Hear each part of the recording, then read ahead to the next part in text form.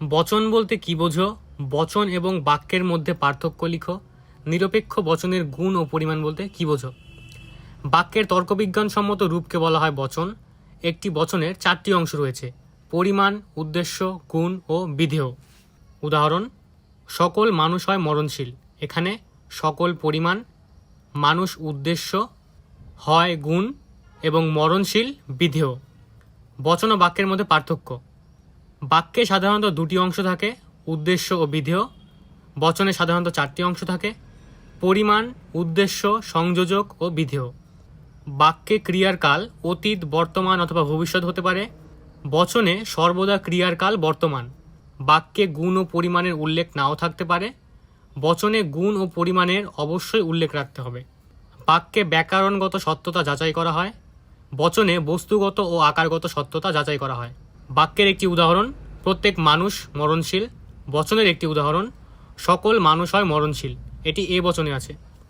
গুণ: বচনের গুণ বলতে বচনটির উদ্দেশ্য পদ এবং বিধেয় পদের মধ্যে কোনো কিছু স্বীকার বা অস্বীকার করাকে বোঝায়।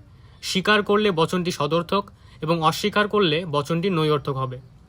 পরিমাণ: পরিমাণ বলতে বচনটির উদ্দেশ্য শ্রেণী সম্পর্কে বিধেয় শ্রেণীর সামগ্রিকভাবে বা আংশিকভাবে স্বীকার বা অস্বীকার করাকে বোঝায়। সামগ্রিক অংশ বোঝালে বচনটি সামান্য এবং আংশিকভাবে বোঝালে বচনটি বিশেষ হবে। পরের প্রশ্ন: বিবর্তন কাকে বলে? বিবর্তনকে অমাধ্যম অনুমান কেন বলা হয়? দৃষ্টান্ত সহ বিবর্তনের নিয়মগুলি ব্যাখ্যা করো। যে অমাধ্যম অনুমানে বচনের গুণের পরিবর্তন করে সেই বচনের বিধেয় পদের বিরুদ্ধ পদকে সিদ্ধান্তে বিধেয় পদরূপে গ্রহণ করা হয় তাকে বিবর্তন বলা হয়। অমাধ্যম অনুমানের ক্ষেত্রে একটি আশ্রয় বাক্য থেকে সিদ্ধান্ত নিঃসৃত হয়। ঠিক একইভাবে বিবর্তনের ক্ষেত্রেও একটি মাত্র আশ্রয় বাক্য থেকে সিদ্ধান্ত নিঃসৃত হয়। তাই বিবর্তনকেও অমাধ্যম অনুমান বলা হয়। বিবর্তনের নিয়ম: আশ্রয় বাক্য ও সিদ্ধান্তের উদ্দেশ্য এক হবে। আশ্রয় বাক্যের বিধেয় পদের বিরুদ্ধ পদ সিদ্ধান্তের বিধেয় পদ হবে। আশ্রয় বাক্য ও সিদ্ধান্তের গুণ ভিন্ন হবে, অর্থাৎ আশ্রয় বাক্য সদর্থক হলে সিদ্ধান্ত নৈঅর্থক হবে এবং নৈঅর্থক হলে সিদ্ধান্ত সদর্থক হবে। আশ্রয় বাক্য ও সিদ্ধান্তের পরিমাণ এক হবে। নিয়মটির ব্যাখ্যা: কোনো কোনো ছাত্র হয় বুদ্ধিমান, সুতরাং কোনো কোনো ছাত্র নয় অবুদ্ধিমান। এখানে বিবর্তনের প্রথম নিয়ম অনুযায়ী আশ্রয় বাক্যের উদ্দেশ্য পদ অর্থাৎ ছাত্র সিদ্ধান্তের উদ্দেশ্যতেই রয়েছে। দ্বিতীয় নিয়ম অনুযায়ী আশ্রয় বাক্যের বিধেয় পদ বুদ্ধিমান এর বিরুদ্ধ পদ বুদ্ধিমান সিদ্ধান্তের বিধেয়তে হয়েছে। তৃতীয় নিয়ম অনুযায়ী আশ্রয় বাক্য ও সিদ্ধান্তের গুণ ভিন্ন। চতুর্থ নিয়ম অনুযায়ী উভয়ের পরিমাণই এক। পরের প্রশ্ন: নিরপেক্ষ বচন বলতে কি বোঝো? উদাহরণ সহ নিরপেক্ষ ও সাপেক্ষ বচনের পার্থক্য লেখো। বচনে সংযোজকের কাজ লিখো। উত্তর: যে বচনে উদ্দেশ্য ও বিধেয় পদের সম্বন্ধটি কোনো শর্তের ওপর নির্ভর করে না তাকে বলে নিরপেক্ষ বচন। সাপেক্ষ এবং নিরপেক্ষ বচনের পার্থক্য: সাপেক্ষ বচনে উদ্দেশ্য এবং বিধেয় পদের সম্বন্ধ শর্তের ওপর নির্ভরশীল। নিরপেক্ষ বচনে উদ্দেশ্য এবং বিধেয় পদের সম্বন্ধ শর্তের ওপর নির্ভরশীল নয়। সাপেক্ষ বচন 2 প্রকার: প্রাকল্পিক এবং বৈকল্পিক। আর নিরপেক্ষ বচনে গুণ, পরিমাণ, গঠন, সম্বন্ধ বিভিন্ন দৃষ্টিভঙ্গি থেকে বিভিন্ন প্রকারে হতে পারে। সাপেক্ষ বচনের অংশ 2টি, যথা পূর্বগ ও অনুগ। আর নিরপেক্ষ বচনের 4টি অংশ, যেগুলি হলো পরিমাণ, উদ্দেশ্য, সংযোজক ও বিধেয়। সাপেক্ষ বচনের উদাহরণ: যদি ভালো পড়াশোনা করো তবে পাশ করবে। নিরপেক্ষ বচনের উদাহরণ: কোনো পাখি নয়, পশু। সংযোজক উদ্দেশ্য এবং বিধেয় পদের মধ্যে সংযোগ স্থাপন করে। সংযোজক বচনটি সদর্থক না নৈঅর্থক বুঝতে সাহায্য করে। যেমন, সকল মানুষ হয় মরণশীল। বচনটিতে সংযোজক হলো হয়, এর দ্বারা বোঝা যায় বচনটি সদর্থক বচন। পরের প্রশ্ন: অমাধ্যম অনুমান কাকে বলে?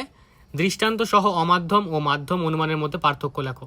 যে অবরোহ অনুমানে একটি মাত্র আশ্রয় বাক্য থেকে সিদ্ধান্তে উপনীত হওয়া যায় তাকে অমাধ্যম অনুমান বলে।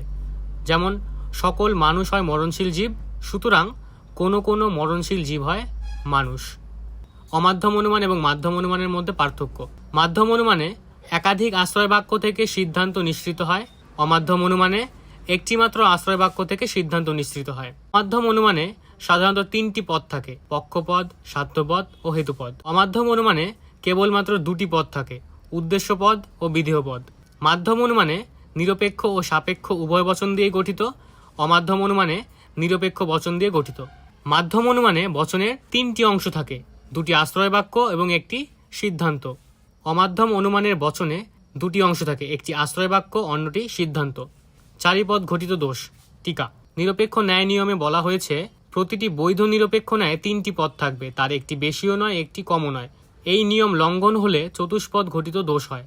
অর্থাৎ যদি কোনো ন্যায় অনুমানে তিনটি পদের পরিবর্তে চারটি পদ থাকে তাহলে ন্যায় অনুমানে চতুষ্পদ ঘটিত দোষ ঘটে। উদাহরণ, বর্ধমান হয় কলকাতার কাছে, বোলপুর হয় বর্ধমানের কাছে, সুতরাং বোলপুর হয় কলকাতার কাছে। যুক্তিটিতে তিনটি পদের পরিবর্তে চারটি পদ আছে, বর্ধমান, কলকাতার কাছে, বর্ধমানের কাছে এবং বোলপুর। এখানে বর্ধমান এবং বর্ধমানের কাছে দুটি আলাদা পদ, তাই যুক্তিটিতে চতুষ্পদ ঘটিত দোষ ঘটেছে। পরের টিকা, সাধ্য দোষ। ন্যায় অনুমানের বৈধতার নিয়মে বলা হয়েছে আশ্রয় বাক্যে কোনো পদ ব্যাপ্য না হয়ে সেই পদ সিদ্ধান্তে ব্যাপ্য হতে পারবে না। তাই সাধ্য পদ প্রধান আশ্রয় বাক্যে ব্যাপ্য না হয়ে সিদ্ধান্তে ব্যাপ্য হলে অবৈধ সাধ্য দোষ ঘটে। উদাহরণ, সকল পরিশ্রমী ব্যক্তি হয় সফল ব্যক্তি, এটি এ বচনে আছে, সুতরাং এর বিধেয় পদ সফল ব্যক্তি অবৈধ। সিদ্ধান্তের বিধেয় সফল ব্যক্তি বৈধ হয়ে গেছে। এই যুক্তিতে প্রধান আশ্রয় বাক্য সাধ্যপদ সফল ব্যক্তি এ বচনের বিধেয়তে থাকায় অব্যাপ্য হয়েছে, অথচ সিদ্ধান্তে ই বচনে ব্যাপ্য হয়েছে, ফলে অবৈধ সাধ্যদোষ ঘটেছে। পরের টিকা, নিরপেক্ষ ন্যায়। যে অবরোহ অনুমানে পরস্পর সম্বন্ধযুক্ত দুটি আশ্রয় বাক্য থেকে অনিবার্যভাবে একটি সিদ্ধান্ত নিঃসৃত হয় এবং সিদ্ধান্তটি যুক্তিবাক্য থেকে ব্যাপক হয় না, তাকে নিরপেক্ষ ন্যায় বলে। উদাহরণ, সকল কবি হয় ভাবুক, কোনো কোনো মানুষ হয় কবি, সুতরাং কোনো কোনো মানুষ হয় ভাবুক। বৈশিষ্ট্য, নিরপেক্ষ ন্যায় তিনটি বচন থাকে, দুটি আশ্রয় বাক্য, একটি সিদ্ধান্ত। নিরপেক্ষ ন্যায়ের বচনে তিনটি পদ থাকে, সাধ্যপদ, পক্ষপদ এবং হেতুপদ। নিরপেক্ষ ন্যায় এক প্রকার অবরোহ অনুমান। পরের টিকা, পক্ষদোষ। ন্যায় অনুমানে বৈধতার নিয়মে বলা হয়েছে আশ্রয় বাক্যে কোনো পদ ব্যাপ্য না হয়ে সেই পদ সিদ্ধান্তে ব্যাপ্য হতে পারবে না। তাই পক্ষপদ অপ্রধান আশ্রয় বাক্যে ব্যাপ্য না হয়ে সিদ্ধান্তে ব্যাপ্য হলে অবৈধ পক্ষদোষ ঘটে। যেমন, বিবেকানন্দ হন একজন ধর্ম সংস্কারক, বিবেকানন্দ হন অবিবাহিত পুরুষ, সুতরাং সকল অবিবাহিত পুরুষ হন ধর্ম সংস্কারক। এই যুক্তিটিতে অপ্রধান আশ্রয় বাক্যে পক্ষপদ অব্যাপ্য হয়ে সিদ্ধান্তে ব্যাপ্য হয়েছে, তাই যুক্তিটি অবৈধ পক্ষদোষে দুষ্ট। পরের টিকা, নিরপেক্ষ ন্যায় সংস্থান। নিরপেক্ষ ন্যায় অনুমানে একটি গুরুত্বপূর্ণ বিষয় হল ন্যায়ের সংস্থান। ন্যায় অনুমানে দুটি আশ্রয় বাক্যে হেতুপদের বিভিন্ন অবস্থান অনুযায়ী ন্যায় অনুমান যে ভিন্ন ভিন্ন আকার ধারণ করে তাকে ন্যায়ের সংস্থান বলে। এই সংস্থান চার প্রকারের: প্রথম সংস্থান, দ্বিতীয় সংস্থান, তৃতীয় সংস্থান এবং চতুর্থ সংস্থান। পরের টিকা, হেতুপদের কাজ। ন্যায় অনুমানে হেতুপদ প্রধান আশ্রয় বাক্য এবং অপ্রধান আশ্রয় বাক্যে উপস্থিত থেকে যুক্তি গঠনে সাহায্য করে এবং শেষে সিদ্ধান্তে অনুপস্থিত থাকে। যেমন, সকল মানুষ মরণশীল, সকল বিজ্ঞানী হয় মানুষ, সুতরাং সকল বিজ্ঞানী হয় মরণশীল। এই উদাহরণটিতে মানুষ হলো হেতুপদ। এই পদটি প্রথম দুটি আশ্রয় বাক্যে উপস্থিত থাকলেও সিদ্ধান্তে অনুপস্থিত। পরের প্রশ্ন, মিলের অন্যয় ব্যতিরেকী পদ্ধতির সংজ্ঞা, আকার, দৃষ্টান্ত সহ সুবিধা অসুবিধা আলোচনা করো। সংজ্ঞা: বিচার্য ঘটনাটি ঘটেছে এইরূপ দুই বা ততোধিক দৃষ্টান্তে যদি কেবল একটি ব্যাপার সব দৃষ্টান্তে উপস্থিত থাকে এবং বিচার্য ঘটনাটি ঘটছে না এইরূপ দুই বা ততোধিক দৃষ্টান্ত ওই ব্যাপারে অনুপস্থিত থাকে, তাহলে বুঝতে হবে বিচার্য ঘটনাটি ওই ব্যাপারের কার্য বা কারণ, আকার। এই পদ্ধতির দুটি রূপ হতে পারে। প্রথমটি অন্বয়ী ও ব্যতিরেকী পদ্ধতির যুক্ত রূপ, দ্বিতীয়টি দ্বৈত অন্বয়ী পদ্ধতি। দ্বিতীয়টি অন্বয়ী পদ্ধতির সংস্করণ। এই পদ্ধতিটি প্রয়োগ করতে দুই শ্রেণীর দৃষ্টান্ত প্রয়োজন হয়, একটি সদর্থক, অন্যটি নৈঅর্থক। সদর্থক দৃষ্টান্তে বিচার্য ঘটনাটি ও ব্যাপারটি উপস্থিত থাকে, আর নৈঅর্থক দৃষ্টান্তে আমরা লক্ষ্য করি বিচার্য ঘটনাটি ও ব্যাপারটি অনুপস্থিত আছে। অর্থাৎ সদর্থক দৃষ্টান্তে আমরা দুটি ঘটনার অন্বয় লক্ষ্য করি এবং নৈঅর্থক দৃষ্টান্তগুচ্ছে দুটি ঘটনার ব্যতিরেক প্রত্যক্ষ করি। তাই এই পদ্ধতিটি যুগ্ম পদ্ধতি। এখানে সদর্থক দৃষ্টান্তগুচ্ছ এবং নৈঅর্থক দৃষ্টান্তগুচ্ছ লিখতে হবে। লক্ষ্য করো, এখানে পূর্বগামী ঘটনায় এ কমন এবং অনুগামী ঘটনায় টি কমন। তাহলে সুতরাং দিয়ে লিখতে হবে এ হলো টি এর কারণ বা কারণের অপরিহার্য অংশ। সুবিধা: অন্বয় পদ্ধতিটি অন্বয় ব্যতিরেকী পদ্ধতি মূলত পর্যবেক্ষণমূলক পদ্ধতি, সুতরাং পরীক্ষণমূলক পদ্ধতির প্রয়োগের থেকে এই পদ্ধতির প্রয়োগ বেশি ব্যাপক। পদ্ধতিটিকে প্রমাণের পদ্ধতিও বলা হয়। অন্য পদ্ধতি কেবল সদর্থক দৃষ্টান্ত গুচ্ছ বিবেচনা করে এবং কার্যকারণ সম্বন্ধে ইঙ্গিত দেয়, কিন্তু মিশ্র পদ্ধতি সদর্থক ও নৈর্থক উভয় প্রকার বিবেচনা করে এবং ওই ইঙ্গিত আরও সুনিশ্চিত করে তোলে। অসুবিধা: মিশ্র পদ্ধতি পর্যবেক্ষণের উপর নির্ভরশীল বলে এর সিদ্ধান্ত সুনিশ্চিত হতে পারে না। পর্যবেক্ষণের সাহায্যে প্রয়োজনীয় সদর্থক ও নৈর্থক দৃষ্টান্ত সংগ্রহ করা সম্ভব নয়। পর্যবেক্ষণের উপর নির্ভরশীল হওয়ায় পদ্ধতিটি কার্যকারণ সম্পর্ক সুনিশ্চিতভাবে প্রমাণ করতে পারে না। পরের প্রশ্ন: মিলের ব্যতিরেকী পদ্ধতির সংজ্ঞা, আকার ও দৃষ্টান্ত সহ দুটি সুবিধা অসুবিধা আলোচনা করো। সংজ্ঞা: যে ঘটনাটি আমরা অনুসন্ধান করছি সেই ঘটনাটি ঘটেছে এইরূপ একটি দৃষ্টান্ত এবং এটি ঘটছে না এইরূপ আরও একটি দৃষ্টান্ত যদি ওই একই অবস্থা ছাড়া সব বিষয় দৃষ্টান্তগুলি মিল থাকে, তবে ওই অবস্থার জন্য দৃষ্টান্ত দুটি পৃথক সেই অবস্থাটি অনুসন্দেহ ঘটনা, কার্য বা কারণ।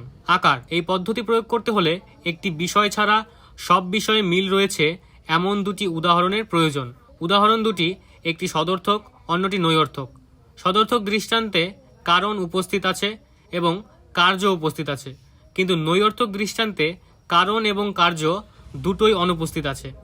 পরীক্ষণের ভিত্তিতে কেবল দুটি উদাহরণ সংগ্রহ করা হয়েছে। প্রতিটি উদাহরণে একাধিক পূর্বগামী ঘটনা এবং একাধিক অনুগামী ঘটনা থাকে। উদাহরণ দুটি কেবল একটি বিষয়ের মধ্যে পার্থক্য থাকে। যে বিষয়টির জন্য উদাহরণের দুটির মধ্যে পার্থক্য, তাদের মধ্যে কার্যকারণ সম্বন্ধ থাকে। এখানে দৃষ্টান্তের মধ্যে ইউ এবং ই কমন, সুতরাং ই হলো ইউ এর কারণ অথবা কারণের অপরিহার্য অংশ। সুবিধা: এই পদ্ধতি প্রয়োগ করার জন্য মাত্র দুটি উদাহরণের প্রয়োজন হয়। এই পদ্ধতি মূলত পরীক্ষণমূলক পদ্ধতি, তাই এর সিদ্ধান্ত সুনিশ্চিত হওয়ার সম্ভাবনা অনেক বেশি। অসুবিধা: এই পদ্ধতি প্রয়োগ করা খুবই কষ্টসাধ্য। ব্যতিরেকী পদ্ধতির প্রয়োগের ক্ষেত্র সীমাবদ্ধ। কাকতালীয় দোষ। টিকা: বিজ্ঞানের দৃষ্টিকোণ থেকে বলা যায় যে কারণ হলো শর্তহীন, অপরিবর্তনীয় পূর্ববর্তী ঘটনা। কারণ অবশ্যই কার্যের পূর্বগামী ঘটনা হয়, কিন্তু তাই বলে যে কোনো পূর্ববর্তী ঘটনা কারণ হতে পারে না। যে কোনো পূর্বগামী ঘটনাকে কোনো একটি অনুগামী ঘটনার কারণ বলে ধরলে যুক্তিতে যে দোষ ঘটে তাকে কাকতালীয় দোষ বলে। সাধারণত পর্যবেক্ষণের উপর ভিত্তি করে ব্যতিরেকী পদ্ধতি প্রয়োগ করলে যুক্তিতে এই দোষ ঘটে। উদাহরণ: প্যাঁচার ডাক অশুভ, কারণ রাজীব গান্ধীর মৃত্যুর আগে অনেকে প্যাঁচার ডাক শুনেছিল। এখানে পূর্ববর্তী ঘটনা এবং অনুবর্তী ঘটনা দুটো ছক টানতে হবে। পূর্ববর্তী ঘটনায় প্রথমে লিখতে হবে প্যাঁচার ডাক শোনা যায়নি, অনুবর্তী ঘটনা লিখতে হবে রাজীব গান্ধী মারা যায়নি। পূর্ববর্তী ঘটনায় আবার লিখতে হবে প্যাঁচার ডাক শোনা গেল, অনুবর্তী ঘটনা লিখতে হবে রাজীব গান্ধী মারা গেল। বিচার: এই যুক্তিতে কাকতালীয় দোষ ঘটেছে। শুধুমাত্র পর্যবেক্ষণের উপর ভিত্তি করে কুসংস্কার বশত ব্যতিরেকী পদ্ধতির অপপ্রয়োগের ফলে যুক্তিতে কাকতালীয় দোষ ঘটেছে। বাস্তবে প্যাঁচার ডাক ও রাজীব গান্ধীর মৃত্যুর মধ্যে কোনো কার্যকারণ সম্বন্ধ নেই। রাজীব গান্ধীর মৃত্যুর অন্য কোনো কারণ রয়েছে। পরের টিকা: বহু কারণবাদ। একই কার্য বিভিন্ন সময়ে বিভিন্ন কারণের দ্বারা উৎপন্ন হতে পারে। যেমন মৃত্যু নামক কার্যটি বিষপান, জলে ডোবা ইত্যাদি নানান কারণে নানান সময় উৎপন্ন হতে পারে। তর্কবিজ্ঞানী মিল এবং বেইন বহু কারণবাদের সমর্থক। বহু কারণবাদের নীতিকে বৈজ্ঞানিক দৃষ্টিকোণ থেকে সমর্থন করা হয় না, কারণ কার্যকে বিশেষভাবে গ্রহণ করলে বহু কারণবাদকে ভ্রান্ত বলে মনে করা হয়। বহু কারণবাদকে ভ্রান্ত বলে প্রতিপন্ন করা যায় কারণের বিজ্ঞানসম্মত লক্ষণের সঙ্গে বহু কারণবাদের ব্যাখ্যার কোনো মিল নেই। পরের টিকা: অবৈধ সামান্যীকরণ দোষ। অনেক সময় আমরা কার্যকারণ সম্পর্কের ওপর নির্ভর করে কেবলমাত্র অবাধ অভিজ্ঞতার ওপর ভিত্তি করে এবং সীমিত সংখ্যক দৃষ্টান্ত পর্যবেক্ষণ করে তার ভিত্তিতে একটি সামান্য সংশ্লেষক বচন সিদ্ধান্ত হিসাবে প্রতিষ্ঠিত করার চেষ্টা করি। এর ফলে আরোহ যুক্তিতে যে দোষ দেখা যায় তাকে অবৈধ সামান্যীকরণ দোষ বলে। যেমন টেলিগ্রাম অশুভ, কারণ টেলিগ্রাম দুঃসংবাদ নিয়ে আসে। এখানে পূর্বগামী অনুগামী ঘটনাটি ছক টানতে হবে। প্রথমে 1 নম্বর টেলিগ্রাম আসে, দুঃসংবাদ আসে। 2 নম্বর টেলিগ্রাম আসে, সেক্ষেত্রেও দুঃসংবাদ আসে। 3 নম্বর টেলিগ্রাম আসে, সেক্ষেত্রেও দুঃসংবাদ আসে। সেই থেকে এখানে বলা হয়েছে টেলিগ্রাম সমান সমান কারণ, দুঃসংবাদ সমান সমান কার্য। সুতরাং টেলিগ্রাম দুঃসংবাদ নিয়ে আসে। উক্ত আরোহ যুক্তিতে অবৈধ সামান্যীকরণ দোষ হয়েছে, কেননা উক্ত যুক্তিতে বিশেষ বা সীমিত সংখ্যক দৃষ্টান্ত পর্যবেক্ষণ করে সিদ্ধান্তে দৃষ্টান্তগুলির মধ্যে কার্যকারণ সম্পর্ক নির্ণয়ের চেষ্টা না করেই কেবলমাত্র অবাধ অভিজ্ঞতার ভিত্তিতে সিদ্ধান্ত করা হয়েছে যে টেলিগ্রাম মাত্রই দুঃসংবাদ নিয়ে আসে। কিন্তু আমরা যুক্তিটির যথার্থতা বিচার করলে দেখতে পাবো যে ক্ষেত্র বিশেষে টেলিগ্রাম সুসংবাদও নিয়ে আসে, যেমন চাকরি, বিবাহ, অন্নপ্রাশন, প্রিয়জনের আলাপ, বিদেশ থেকে ফেরা প্রভৃতি। অপর্যবেক্ষণ দোষ। টিকা। আরোহ অনুমানের মূল উদ্দেশ্য সিদ্ধান্তে একটি সামান্য সংশ্লেষক বচন প্রতিষ্ঠা করা। এর জন্য আমাদের প্রয়োজন হয় বিভিন্ন রকম ঘটনা বা দৃষ্টান্ত পর্যবেক্ষণ করা, কারণ যথার্থ পর্যবেক্ষণের মাধ্যমেই সঠিক কার্যকারণ সম্পর্ক স্থাপন করা যায়। কিন্তু নানা কারণে আমরা প্রয়োজনীয় ঘটনা বা দৃষ্টান্ত সমূহকে পর্যবেক্ষণ করতে পারি না। এর ফলে কিছু ঘটনা অপর্যবেক্ষণই থেকে যায়। এই অবস্থায় আমরা যদি কোনো অনুমান গঠন করি তাহলে একটি দোষ দেখা যাবে, তা হলো অপর্যবেক্ষণমূলক দোষ। যেমন উদাহরণস্বরূপ বলা যেতে পারে যে আমরা প্রায়ই বলি বৃহস্পতিবার বারবেলায় যাত্রা করা খারাপ। কেউ কেউ বৃহস্পতিবার বারবেলায় যাত্রা করে হয়তো বিপদের সম্মুখীন হয়েছে। আমরা নিজেরাও বৃহস্পতিবারে বারবেলায় যাত্রা করে কোনো না কোনো সময় বিপদের সম্মুখীন হয়েছি, কিন্তু অনেকে আবার বৃহস্পতিবারে বারবেলায় যাত্রা করেও বিপদের সম্মুখীন হয়নি। এই নৈরর্থক দৃষ্টান্তগুলির ওপর নজর না দিয়েই সিদ্ধান্ত করা হয়েছে যে বৃহস্পতিবারে বারবেলা যাত্রা করা অশুভ। কাজে এই জাতীয় সিদ্ধান্ত অপর্যবেক্ষণমূলক দোষে দুষ্ট। পরের টিকা। আবশ্যিক শর্তকে সম্পূর্ণ কারণ হিসাবে গ্রহণ করার দোষ। কোনো কাজের শর্ত নিরপেক্ষ পূর্বগামী ঘটনাকে কারণ বলা হয়। কারণ হলো আবশ্যিক ও পর্যাপ্ত শর্তের সমষ্টি। যে শর্তের অনুপস্থিতিতে কার্যটি ঘটে না সেই শর্তকে আবশ্যিক শর্ত বলে। যেমন অক্সিজেনের উপস্থিতি দহনের আবশ্যিক শর্ত, কারণ অক্সিজেন না থাকলে দহন হবে না। তবু অক্সিজেনকে দহনের একমাত্র কারণ বলা যায় না। দহনের জন্য অগ্নিসংযোগের প্রয়োজন হয়, কারণ অক্সিজেনের উপস্থিতি থাকলেও যদি অগ্নিসংযোগ না করা হয় তবে দহন হবে না। মূল কথা হলো কার্যের উপস্থিতির জন্য আবশ্যিক শর্ত দায়ী হলেও সম্পূর্ণরূপে দায়ী নয়। এই জন্য আবশ্যিক শর্তকে সম্পূর্ণ কারণ বললে আরোহ যুক্তিতে দোষ ঘটে, আর এই দোষের নাম আবশ্যিক শর্তকে সম্পূর্ণ কারণ বলে গ্রহণ করার দোষ।